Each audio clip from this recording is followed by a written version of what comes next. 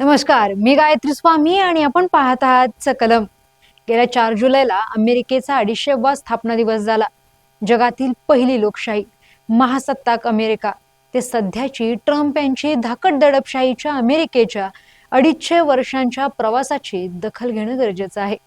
British कॉलनीचा देश लोकशाही पद्धतीने महासत्ता बनू शकतो हे अमेरिकेने दाखवून दिलं.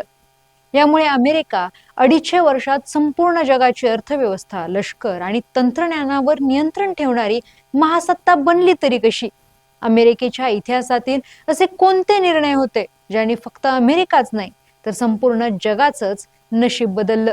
आपण आजच्या व्हिडिओमध्ये अमेरिकेची ग्रोथ स्टोरी जाणून घेणार आहोत.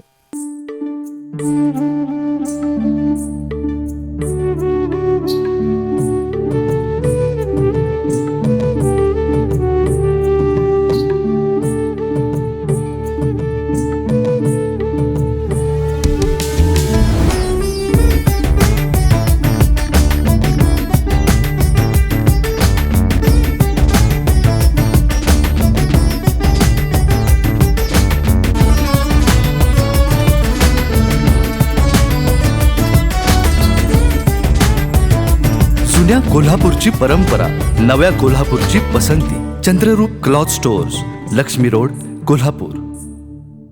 आपल्याला माहितच आहे, कोलंबस भारताच्या शोधासाठी निघालेला, पण तो चुकून आजच्या अमेरिकेत पोहोचला आणि त्याच्या एका चुकीमुळे युरोपला नवीन भूखंड सापडला आणि आजच्या अमेरिकेचा चेहरा मोहराच बदलून गेला. ब्रिटिश, फ्रेंच, स्पेन, नेदरलँड आणि रशियाच्याही कॉलनी अमेरिकेत होत्या. जॉर्ज वॉशिंग्टन, थॉमस जेफरसन यासारख्या नेत्यांच्या नेतृत्वाखाली अमेरिकेने ब्रिटन विरुद्ध युद्ध पुकारले, स्वातंत्र्याचा जाहीरनामा प्रसिद्ध केला आणि 4 जुलै 1776 मध्ये अमेरिका स्वतंत्र झाला आणि जगाला पहिलं लिखित संविधान मिळालं. लोकशाहीची पायाभरणी अमेरिकेनेही अशी केली. अमेरिकेच्या बिल ऑफ राईट्सच्या प्रेरणेतूनच भारतात आज आपल्याला 6 मूलभूत अधिकार आहेत. लोकशाहीची वाट आणि महासत्ता बनणं एवढं सोपं नव्हतं. बऱ्याच वादळांना सामोरं जावं लागतं. अमेरिकेच्या लोकशाहीला पहिला धक्का बसला तो 1861 ते 1865 मध्ये. सुप्रसिद्ध राष्ट्राध्यक्ष अब्राहम लिंकन यांच्या काळात अमेरिकेत सिव्हिल वॉर भडकलेलं. अब्राहम लिंकन यांनी देशाचे तुकडे होण्यापासून वाचवले, गुलामगिरी सारखी कुप्रथा नष्ट केली. संकटातूनच माणूस तावून सुलाखून निघतो असं म्हणतात, तेच अमेरिकेबाबत झालं आणि याच युद्धामुळे अमेरिका अंतर्गत दृष्ट्या मजबूत झाला. एडिसनच्या विजेच्या दिवेचा शोध असो वा हेनरी फोर्डची कार निर्मिती असो, अमेरिका जगाचे मॅन्युफॅक्चरिंग हब बनू लागलं.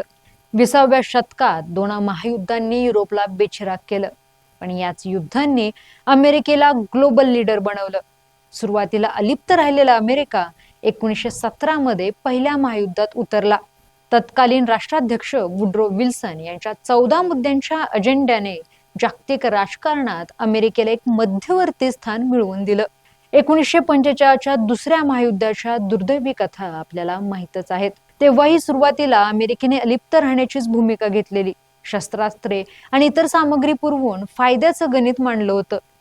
पण इंग्लंडने अमेरिकेला या युद्धात ओढून घेतलं आणि शेवटी अमेरिकेने हिरोशिमा आणि नागासाकीवर अणुबॉम्ब टाकून युद्ध संपवलं. आणि याच काळात इंटरनेटचा आविष्कारही अमेरिकेने केला आणि ज्याच्या आधारावर आज जग उभं आहे. या युद्धानंतर युरोपच्या आणि जागतिक बाजारपेठेच्या पुनर्बांधणीसाठीच्या ब्रिटन वुड्स परिषदेत अमेरिकन डॉलर हे जगाचं मुख्य चलन बनलं. आजही जगात कुठेही व्यापार करायचा असेल तर डॉलर लागतो. यासोबतच जागतिक बँक, आंतरराष्ट्रीय नाणेनिधी यासारख्या आजही कार्यरत असलेल्या संस्था अमेरिकेने उभ्या केल्या. वॉल स्ट्रीट सारखी वित्तीय व्यवस्था असो, गुगल, ऍपल, स्पेसएक्स सारखे कंपन्या असो, AI तंत्रज्ञानातील प्रगती असो, नाटो सारखी जागतिक सुरक्षेची फळी अजूनही मोठ्या प्रमाणावर वॉशिंग्टन मधूनच नियंत्रित होते आणि ज्याने अमेरिकेला आर्थिक जगात एक अप्पर हँड मिळवून दिला. अमेरिकन डॉलर ज्या कारणामुळे जगाचे मुख्य चलन बनले त्यासाठी कारणीभूत होती ती भांडवलशाही आणि तिला पोषक संशोधन आणि विकास, इन्फ्रास्ट्रक्चर आणि सरकारच्या धोरणांचं सिलिकॉन व्हॅली सारखं इकोसिस्टीम. आणि या भांडवलशाहीचा शत्रू आहे ते USSRचा साम्यवाद. यातूनच सोव्हिएत युनियन आणि अमेरिकेमध्ये शीतयुद्ध सुरू झालं. आणि याचाच पहिला टप्पा होता स्पेस इनोव्हेशन मधली चढाओढ. आणि यातूनच 1969 मध्ये चंद्रावर पाऊल ठेवणारा पहिला मानव हे अमेरिकेचे नील आर्मस्ट्रॉंग ते 2026च्या एप्रिलमध्ये चंद्राच्या दक्षिण भागाला वळसा घालणारे पहिलं मानवी क्रू पर्यंत अमेरिकेने स्पेसमध्ये आपला दबदबा कायम ठेवला आहे. पण जगावर राज्य करण्यासाठी फक्त बंदुकीचा धाक पुरेसा नसतो. लोकांच्या मनावरही राज्य करता आलं पाहिजे. अमेरिकेचे हॉलिवूड चित्रपट असो, फ्रेंड्स सारखी series, Coca Cola, Starbucks, McDonald, jeans pant, आता आपण जे वेस्टर्न कपडे घालतोय हे सगळं अमेरिकेची सॉफ्ट पॉवर दर्शवतं. 1991ला सोव्हिएत युनियनचं विघटन झालं आणि अमेरिका हे जगातील एकमेव महासत्ता बनली. तेव्हापासून आजपर्यंत अमेरिका जगावर राज्य करत आहे. 21व्या शतकात अमेरिकेने पाऊल ठेवलं आणि 11 सप्टेंबर 2001 साली राष्ट्राध्यक्ष बराक ओबामा यांच्या काळात अमेरिकेच्या ट्विन टॉवर वरती दहशतवादी हल्ला झाला आणि यावर कडक कारवाई करत अमेरिकेने या हल्ल्याचा म्होरक्या ओसामा बिन लादेनला पाकिस्तानात जाऊन ठार केलं. 2008चा हाऊसिंग क्रायसिस आणि जागतिक मंदीला अमेरिका रिफॉर्म्सने सामोरे गेली. 2019च्या कोविड लाटेत अमेरिकेच्या आरोग्य व्यवस्थेतील त्रुटी जगासमोर उघड्या पडल्या.